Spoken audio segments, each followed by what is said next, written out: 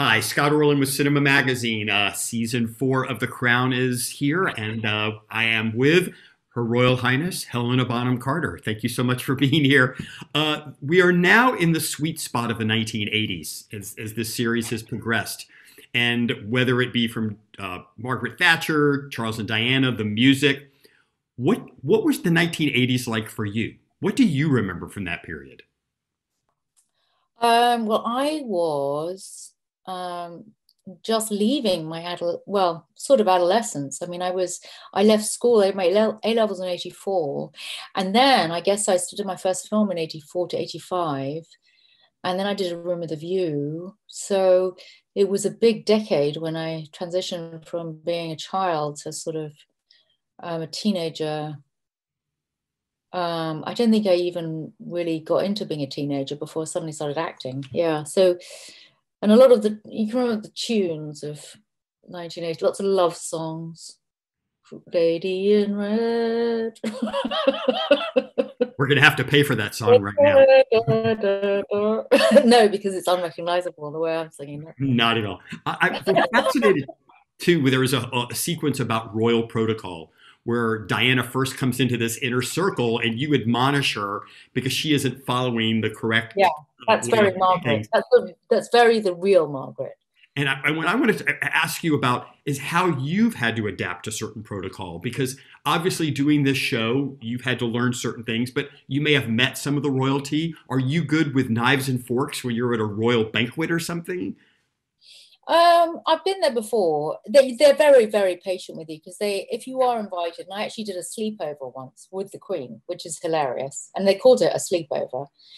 And they give you the whole lesson before, and I mean, with the cutlery, it's kind of easy if you just remember you go from the outside in. But you know what? That was the one thing that Olivia was strict about, which was funny. She remembered all the etiquette rules, and also what the good thing about being Margaret was she broke all the rules anyway, so I didn't necessarily have to listen. But she was a funny mix. She sort of broke rules and at the same time wanted everyone to play by them. So she's full of contradiction, which was what was so exciting about her. What I really liked Well, was how opinionated she was. And there's that one scene where the royal family is debating whether Charles and Diana should get married. And she's the only one who kind of goes, no, I don't think that they should. So yeah. I'm wondering, without getting overtly personal, when you're in situations with your friends and family, how opinionated are you to let them know what you really think about a situation? It depends how strongly I feel, and it depends how strongly other people feel. It's a different. It's all depends on the situation. I'm generally somebody though who sees every side of an argument, so I tend to I'm more interested in listening. Unless somebody really offends me, then I won't. I'll speak before thinking, to be honest. But I'm not very easily offended because I tend to be quite open-minded and more interested in why that particular person thinks that way. I don't think there's a right way in thinking and there's a wrong way in thinking. Everyone has their own opinion. There's a more humane way. And I mean, today's weird. But anyway, let's not go there. A last question for you is, over the course of these 4 seasons, I have to honestly admit, more of my empathy goes to Margaret than to any other character. And in this season, without giving too much away, we're evolving through her marriage to when she starts splitting up and the scrutiny that she is under. It's like you don't. How could a human being handle all that? I mean, You mean Margaret or Diana's marriage? You mean Margaret, Diana? Well, yeah. my marriage is well over. It was that sort of. It sort of.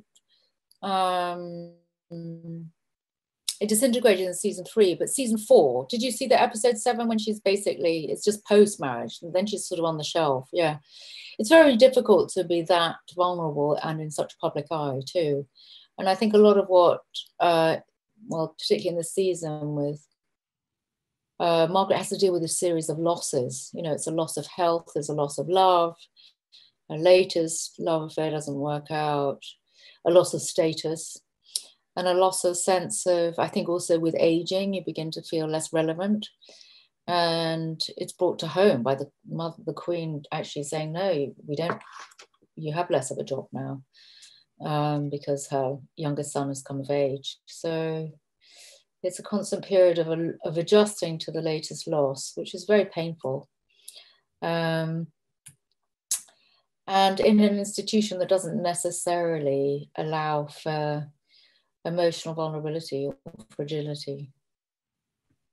Well, I thank you for being emotionally available for this interview. So it's always such a pleasure. Helena Bonham Carter, and this is Scott Orwell. Till next time. Night, night.